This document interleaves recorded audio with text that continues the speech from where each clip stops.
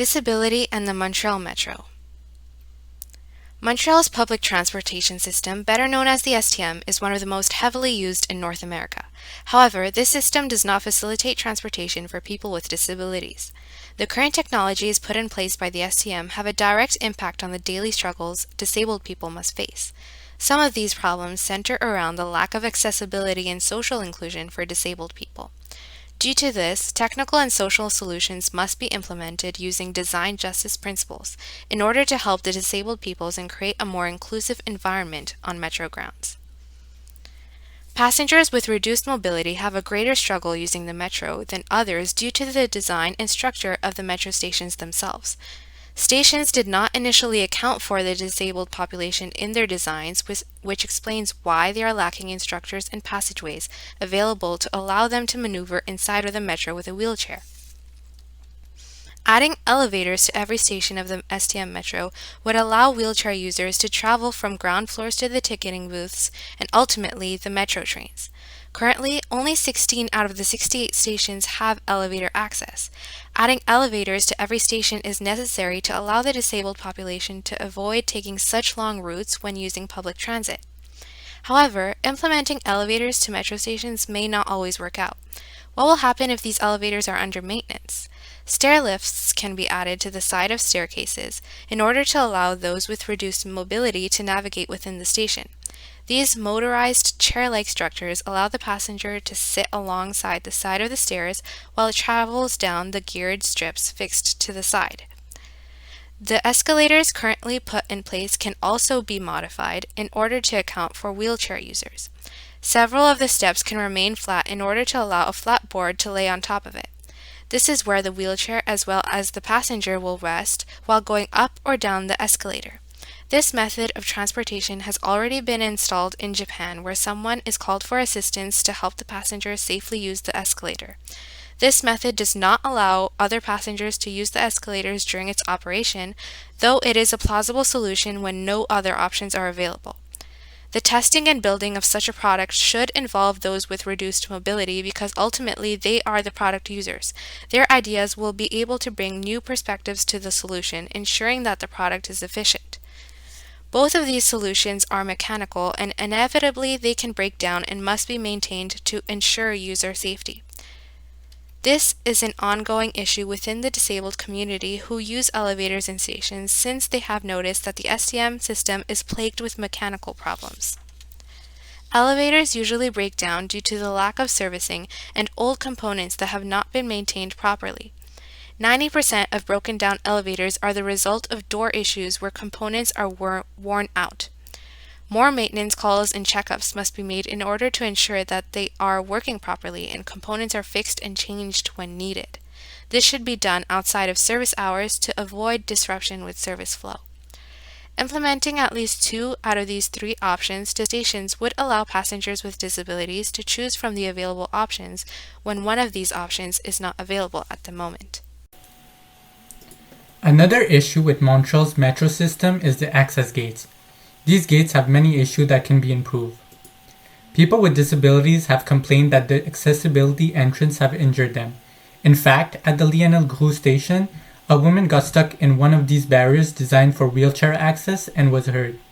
She stated that she was not even halfway through, the red gate closed around her ankle.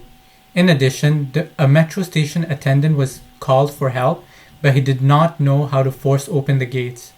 It took over 5 minutes for her to be freed from what she now calls the red jaws of public transit. Currently, the gates have a sensor that closes when it detects that there are no more movement. This situation could have been avoided if the engineers that designed these gates consulted the user about them. A solution to this problem can be the implementation of a new sensor that instead of detecting when there is no more movement, verifies when there are no more obstructing objects in front of the entrance. Also, in a case of an emergency, adding a button on the gate that would open it manually would be preferable. Additionally, redesigning the gates so that they can open from front to back instead of opening from left to right would avoid getting people crushed by the barriers. The accessibility gates are unidirectional, which is extremely inconvenient. If people with disability want to enter the metro, they must go through the accessibility gates by scanning their Opus card. On the other hand, if they want to leave the metro, they must ask a station attendant to unlock one of the manual doors. The implementation of a bidirectional gates would save time and be more efficient, since they will not have to wait for a station attendant to unlock the gates. This solution might bring upon another issue where people could use these gates to let other people enter the metro without scanning their cards. A solution to this problem could be to enforce them to scan their cards when they are trying to leave the metro. A limit of only one exit scan per entry scan could be implemented so that people do not abuse the system. For example, if someone enters the metro, he can only use his exit pass once. If he exits at a station and re-enters the station, then he is given a new exit pass. In a metro station, there are approximately 2 to 4 accessibility gates. In 2018, the busiest metro station, which is Berry-UQAM, had around 12 million people that entered the station that year. There are not a lot of accessibility gates in each station. Therefore, during rush hours, it can take a lot of time for people with disabilities to wait to enter the metro. By transforming all barriers into accessibility gates, it would give these people access to more entrances. This would also make the wait time to enter the metro shorter for them. For people that do not suffer from disabilities, this would not affect their wait time. In short, by redesigning the access gates of the STM Metro, we can improve the accessibility to it for people with disabilities. Now, the third solution involves social campaigns and advertising. In Montreal, the disabled communities has gone through numerous situations with the metro system for years, and the problems have not been solved even though they have raised their voice about them. The evidence seems to point that the root of the lack of action comes from the STM managers and workers, as they looked at the side of the STM but not at the side of the people who file complaints. This makes the situation harder for the disabled community because the STM's decisions impact their lives directly, and they cannot be as independent as they would like to be in a world that refuses to give them opportunities. However, one way that the status quo and social stigma can be addressed and solved is through education and awareness. This could be solved by creating social campaigns and advertisements about the social inclusion of the disabled community in the STM projects. The STM has already presented other campaigns before, as the prehistoric one, which aims to prevent clients from adopting prehistoric behaviors in a humorous way. However, they have not presented any campaigns or advertisements yet that will include the presence of disabled people in the community and how they can be helped by including them in the project designs. Therefore, this will be presented as a way to help them, but some things will be taken into consideration so that the project is successful. First of all, the design principle number 4, we view change as emergent from an accountable, accessible, and collaborative process, rather than a point at the end of a process, will be followed during this process. This principle is based on collaborating with the affected community to create accessible resources. Due to this, the disabled community will be involved by sharing their concerns, involvement, stories, and possible solutions, which will all be included to make the campaign. This campaign will have the purpose of creating consciousness and promoting values about the inclusion of people with disabilities on the product and process design, and it will be transmitted through posters, television, and radio. This project is expected to have a positive impact on society, presenting disabled people with their own different stories and showing how the STM is going to create new changes to adapt to them. Will encourage others to do the same with their new projects. It will present a different perspective that we do not have, which will help in the creation of better and more complete projects. Besides, this project will also aim to create more empathic responses towards disabled people, and it will include training on STM workers, as some encounters have shown how they compromise the independence of people with mobility issues by not being empathic at all. Finally, the inclusion of those who have been excluded for many projects will cause a positive and hopeful response because their opinion and input will be taken into consideration. In conclusion, starting to create social campaigns and advertisements will lead to social consciousness about including people with disabilities into projects. Now let's talk about the app part. In Montreal, the availability of mobile applications make traveling with the STM more convenient, as they allow people to buy subway tickets or access subway information. This greatly enhances the operation efficiency of the STM system. Nevertheless, mobile apps also have several drawbacks. The most obvious one is the problem of signal in metro stations. Therefore, before introducing a new app or upgrading the current one to help the disabled travel throughout the metro, some issues must be addressed pertaining to signal strength. Certain stations have very weak or no signal, causing mobile apps to lose their usual functions. This means that people cannot buy tickets, find information, or ask for help using the STM app. This affects all passengers. Meanwhile, exactly 34 out of Montreal's total 68 stations can now access 3G, 4G, and 4G-less network connectivity, which means people still cannot use those mobile apps in half of the stations. This dramatically reduces the functionality of these mobile applications. To solve this problem, the government should completely upgrade the STM system to include state-of-the-art communications equipment or an underground-based station in the Montreal subway. Other telecom companies are implementing a $50 million project to provide wireless communications for the Montreal subway, including in station and tunnels, so that the cell phone network can be used normally in the station and the cell phone signal strength inside the train will not be affected by the high speed of the running train. In addition, we must consider that the elderly may not be able to navigate through the stations as easily as the average passenger. Many elderly people do not have or cannot use smartphones, which means mobile apps cannot help them. To add, those who are visually impaired may need assistance but do not know who to call for help.